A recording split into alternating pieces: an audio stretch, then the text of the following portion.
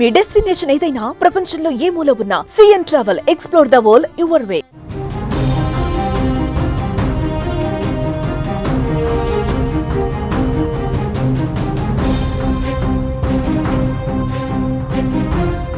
నమస్తే, welcome to our channel. ప్రస్తుతం మనతో పాటు ఉన్నారు అనలిస్ట్ రామకృష్ణ గారు. సార్తో మాట్లాడదు. నమస్తే సార్. నమస్కారం అమ్మా. సార్, మరి ఇప్పుడు అమెరికాలో ఉద్యోగాలు సంగతి చూసుకున్నా, చదువుకోవడానికి వెళ్ళాలనుకునే వాళ్ళు, స్టూడెంట్స్ పరంగా చూసుకున్నా, మరి బాధ్యతలు చేపట్టాక మన భారతీయులకు వచ్చినటువంటి కష్టాలు ఏంటి, నష్టాలు ఏంటి, జాబ్స్ ఉంటాయంటారా? అయితే ఇక్కడ మనం ఫస్ట్ చాలాసార్లు భయపడేది ఏంటంటే ఇప్పుడు వెళ్ళొచ్చా వెళ్ళకూడదా అనేది ఫస్ట్ ప్రశ్న. ఎస్, చదువుకోవడానికి అయితే వెళ్ళండి. మీకు వీసా వచ్చిందంటే చక్కగా వెళ్ళండి. ఎందుకు? మీకు వీసా వచ్చిందంటే వాళ్ళు ఏమో వెంటనే గెంటేయలేరు. మీరు చదువుకోవడానికి వెళ్తున్నారు కాబట్టి చదువుకుంటారు. చదువుకున్న తర్వాత దాని తాలూకా కంటిన్యూషన్గా ఓపీటీ ఉంటాయి, సిపిటీ ఓపీటీలు ఉంటాయి, అవి చేసుకుంటారు. ఓకే, అక్కడ దాకా కథ అయితే చాలు, ఏం ప్రాబ్లం లేదు. అక్కడి నుంచి దీని ద్వారా మీరు ఉద్యోగం తెచ్చుకొని అక్కడ సెటిల్ అయ్యి ఒక సిటిజన్గా మారదాము, లేకపోతే గ్రీన్ కార్డు తెచ్చుకుందాము అనుకుంటే మాత్రం, అంటే సినిమా ఫస్ట్ పార్ట్ తీసేస్తే ఓకే, మీరు సీక్వెల్ ప్రీక్వెల్ ఇవన్నీ చేద్దాం అనుకున్నారు అనుకోండి, పార్ట్ 2, పార్ట్ 3, పార్ట్ 4 అయితే కొంచెం ఆగండి. ఇప్పుడు ఎందుకయ్యా అంటే ఇక్కడ చాలా పరిస్థితి కొంచెం అనిశ్చితత చాలా ఎక్కువ ఉంది. ఆల్రెడీ ఆయన మొన్న ఒక సైన్ చేసిన ఎగ్జిక్యూటివ్ ఆర్డర్ ఏదైతే ఉందో దానిలో చాలా పెద్ద షాక్. ఏంటి? బర్త్ రైట్ సిటిజన్షిప్ అనే దాని మీద చాలా పెద్ద షాక్ వచ్చింది. దానివల్ల ఏంటంటే వెంటనే మనం ఏమీ నిర్ణయం తీసుకోలేము. కాబట్టి అలాంటి బెనిఫిట్ కోసం మీరు వెళ్దాం అనుకుంటున్నారు అనుకోండి, మీరు ఆగాలి. చదువుకోవడానికి కోసం అయితే వెళ్ళొచ్చు, నిరభ్యంతరంగా వెళ్ళొచ్చు. పర్మనెంట్ గా ఉందామని ఆలోచనతో వెళ్ళకూడదు. వెళ్ళకూడదని కాదు, అది అవుతుందో లేదో తెలియదు కాబట్టి మళ్ళీ తర్వాత డిసప్పాయింట్ అవ్వడితే అది మీ ప్రాబ్లం. టెంపరీ అయితే ఓకే. అది అంటే ప్రస్తుతానికి ఇది ఎలా చెప్పచ్చు అంటే, ప్రొడ్యూసరు మీకు ఫస్ట్ పార్టీకే ఫైనాన్స్ ఇచ్చాడు, 2, 3, 4 పార్టీలకి ఫైనాన్స్ లేదు, తీయొద్దు. అది దాని గురించి ఎక్కువ ఊహించేసుకుని కథ రాసేసుకుని వాళ్ళందరికీ అడ్వాన్స్లు ఇచ్చేసి వెయిట్ చేయొద్దు. ఎందుకంటే చెప్పలేం. అది ప్రస్తుతానికి అంటే బాగా జనాలకు ఈజీగా అర్థమయ్యే భాషలో చెప్పాలంటే ఇలా ఉంటుంది. మరి వాట్ అబౌట్ జాబ్స్ సార్? మరి అక్కడ ఉద్యోగాలు ఉన్నాయా? అసలు ఉద్యోగాలు ఉన్నాయా అంటే ఆర్థిక మాంద్యం ఉందండి, ఉద్యోగాలు తక్కువ ఉన్నాయి. ఇది సరిపోదనంటూ ఏ తాలూకు ప్రభావం ఇంకా మనం చూడట్లేదు. అది మొదలైన తర్వాత ఎలా ఉంటుందంటే, ఒక్క ఉదాహరణ ఇస్తాను మీకు చక్కగా అర్థమైపోవడానికి, అంటే మన వ్యూవర్స్కి టెక్నాలజీ తగ్గ పవర్ అర్థం కావడానికి ఒక ఎగ్జాంపుల్ ఇస్తా. 1998లో అనుకుంటా స్టీవ్ జాబ్స్, యాపిల్ ఫౌండర్, ఆయన వైఫై ఎనేబుల్డ్ ల్యాప్టాప్ అనేది ఎలా వర్క్ అవుతుందో చూపించడానికి ఒక ఎగ్జిక్యూషన్, ఒక పర్టికులర్ వాళ్ళ టెక్నాలజీ ఇవి ఉంటాయి కదా ఈవెంట్స్లో చూపించాడు, ప్రజెంట్ చేసి. మైండ్ బ్లోయింగ్ అది. అప్పట్లో చాలా ఎక్స్పెన్సివ్ అది. ఇప్పుడు వైఫై ఎనేబుల్ అవ్వని డివైస్ ఏదో చెప్పండి నాకు. ఓకే, సో 26 ఏళ్లలో ప్రపంచం మొత్తం మీద అయ్యే ఎలక్ట్రానిక్ డివైస్ ఏవైతే ఉన్నాయో అన్నీ వైఫై ఎనేబుల్డ్ ఉన్నాయి. అంతే కదండి. ఒక టెక్నాలజీ ఇంత ఫాస్ట్గా వెళ్ళడం అనేది చాలా నార్మల్. అందున ఆ టెక్నాలజీ వల్ల బిజినెస్లకు లాభాలు ఉన్నాయంటే అది ఇంకా ఫాస్ట్గా వెళ్తుంది. ఆర్టిఫిషియల్ ఇంటెలిజెన్స్ అంటే అలాంటిది. ఇప్పుడు అది ప్రతి ఏరియాలోకి వెళ్తోంది. వెళ్ళడం వల్ల ఏంటంటే ప్రతి ఏరియాలో ఒక పని జరగాల్సిన టైం లైన్స్ స్క్వీజ్ అయిపోతున్నాయి, కావాల్సిన రిసోర్సెస్ తగ్గిపోతున్నాయి. అంటే ఒకవేళ 10 మంది కావాలంటే ఇప్పుడు 4 చాలన్నట్టుగా. కాబట్టి న్యాచురల్లీ కొత్త ఉద్యోగాలు వస్తున్నాయి, పాత ఉద్యోగాలు బాగా తగ్గిపోతున్నాయి. కాబట్టి జాబ్ క్రియేషన్ అనేది అంత ఫాస్ట్గా ఉండదు. దానికి తోడు వాళ్ళు ఆల్రెడీ ఆర్థిక మాంద్యంలో ఉన్నారు.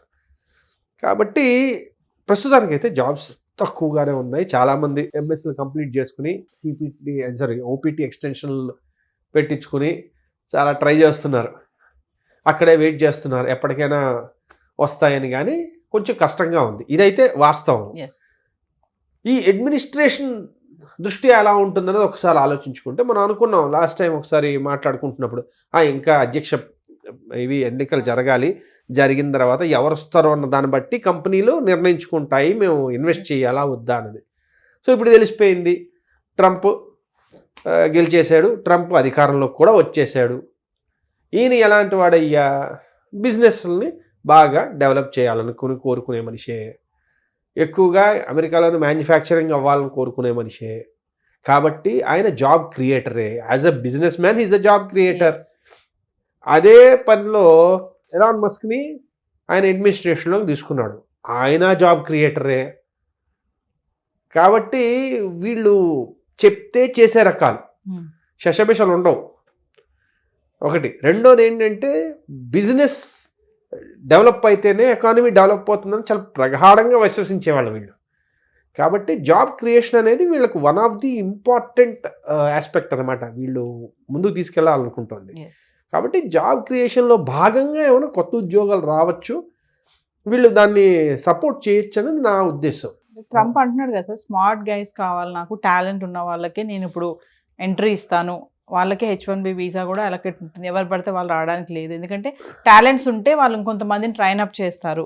ఇంకోటి ఏంటంటే అమెరికా యొక్క ఆర్థికాభివృద్ధి కూడా బిజినెస్ వీళ్ళ యొక్క దాని మీద టాలెంట్ ఉంటేనే మాది కూడా డెవలప్ అవుతుందన్న ఒక ఆలోచనతో ఉన్నారు. కాబట్టి అంటే ఎవరు పడితే వాళ్ళు ఇప్పుడు అమెరికా వెళ్ళిపోవాలని ఆలోచన బయట రావాలి అని అంటారా? అంటే మనం H1B తలకు ముఖ్య ఉద్దేశం ఆలోచించాలి. అసలు H1B అనేది ఎందుకు పెట్టారు?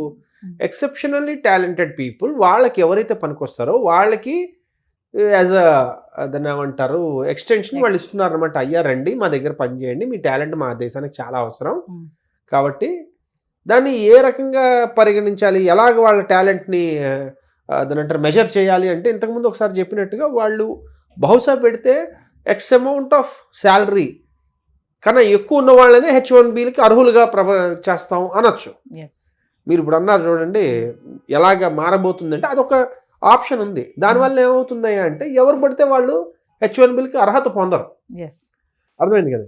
అదేవిధంగా వాళ్ళు కొన్ని స్పెసిఫిక్ ఇండస్ట్రీస్ మీద ఫోకస్ చేయొచ్చు. అది డిఫెన్స్ అవ్వచ్చు, లేకపోతే ఆర్టిఫిషియల్ ఇంటెలిజెన్స్ అవ్వచ్చు, లేకపోతే ఇంకేమైనా స్పెసిఫిక్ రంగాల్లో వాళ్ళు దృష్టి పెట్టి ఈ రంగాలు మాకు బాగా ఇంపార్టెంట్ కాబట్టి ఈ రంగాల్లో ఎక్సెప్షనల్లీ టాలెంటెడ్ పీపుల్ని నేను తీసుకుందాం అనుకుంటున్నాను, వాళ్ళకి ప్రయారిటీ ఉంటుంది అని కూడా అనొచ్చు. ఎందుకంటే ఇందాక అనుకున్నాం కదా, వాళ్ళు ఏంటంటే వాళ్ళకి ఒక క్లియర్ విషయం అర్థమైపోయింది, ఈ 4 ఏళ్లే ఉంది బై, ఏం చేయాలని 4 ఏళ్ళ మనం చేసేయాలి. కాబట్టి ఇంక ఇందులో అనుమానాలు లేవు. అర్థమైందండి. అందుకు చేసేది చాలా స్పీడ్గా చేస్తారు, అనుకున్న విషయాన్ని చాలా క్లియర్గా వాళ్ళు కమ్యూనికేట్ చేసేస్తున్నారు. కాబట్టి వాళ్ళు జాబ్ క్రియేషన్కే ఉన్నారు తప్ప ఏదో పాపులిజం ఇలాంటివి ఏం లేవు. గవర్నమెంట్ జాబులు చాలా పోతాయి, అది క్లియర్గా ఉంది. కానీ ప్రైవేట్ జాబ్స్ చాలా క్రియేట్ అయ్యే అవకాశం అయితే చాలా క్లియర్గా వాళ్ళ ఉద్దేశం అయితే మాటల్లో కానీ వాళ్ళు చేసే పనుల్లో కానీ అది కనబడుతుంది. కాబట్టి కొంచెం పాజిటివ్ అవుతుందని అనుకోవచ్చు మనం. మన వాళ్ళు కూడా చాలా మంది సార్ టాలెంట్స్ ఏం లేకుండా ఏదో అంటే ఫ్యాషన్ కోసము, ప్రెస్టేజ్ కోసము అక్కడికి వెళ్ళిపోవాలి, అమెరికాలో ఉండాలని కూడా వెళ్తున్నారని అనుకోవచ్చు అంటారా? ఎందుకు వెళ్ళట్లేదు, చక్కగా అలాంటి వాళ్ళు చాలా మంది ఉన్నారు. ఓకే, కొన్ని వేల మంది స్టూడెంట్స్ అక్కడికి వెళ్ళి చదివేదానికంటే దాన్ని ఏమంటారు పార్ట్ టైం చేసుకుంటూ అక్కడ ఎలాగోలాగ ఎస్టాబ్లిష్ అవ్వాలనుకున్న వాళ్ళు చాలా మంది ఉన్నారు. అయితే ఏంటంటే అలాగా చేయడం వల్ల ఇప్పుడు ఆ H1B అనేది కొంచెం కష్టతరం అవుతుంటుంది. అది చూడాలి సార్ మరి ఇవన్నీ కూడా మరి ఎలా అమల్లోకి వస్తాయో. అంటే ఒకటి దాన్ని ఏమంటారంటే మనం ఎక్కువ కాలం వేచి ఉండక్కర్లేదు. ఇంకా వీళ్ళవి ఏవైనా విధి విధానాలు చాలా ఫాస్ట్గా ఉన్నాయి, డెసిషన్స్ ఏదైనా చూసుకుందాం చల్ అని. కాబట్టి దానివల్ల అయితే హిట్ లేదా ఫట్, ఇంక ఇందులో మధ్యలో ఏమి ఉండదు, ఏది ఉండదు, ల్యాగ్ చేయడం ఏం లేదు, ఇంకా ల్యాగ్ ఏం లేదు అసలు. ఈ 4 years లో ట్రంప్ ఏమనుకున్నాడు అది చేసి అట్లీస్ట్ ఫస్ట్ 6 months చాలా స్పీడ్ ఉంటుంది. ఆ తర్వాత ఏమవుతుందంటే ఇప్పుడు ఎక్కడైనా అలానే జరుగుతుంది. ముందు 6 నెలల్లో వాళ్ళు అనుకున్నవన్నీ దడ చేసేస్తారు. ఆ తర్వాత వాటికి వచ్చే దాని అంటారు రెస్పాన్సెస్ కానీ, లేకపోతే బ్యూరోక్రాటిక్ హర్డిల్స్ కానీ, లేకపోతే లీగల్ హర్డిల్స్ కానీ, ఇవన్నీ వాళ్ళు దాటుకుంటూ వాళ్ళు అనుకున్నవి చేయడానికి పడుతూ ఉంటుంది. అప్పుడు స్లో డౌన్ అవుతుంది. కానీ దాని తాలూకు ఇంపాక్ట్ అయితే మనం పడాల్సిందే, దెబ్బ పడిపోతుంది, అదైతే ఖాయం. ఓకేనమ్మా.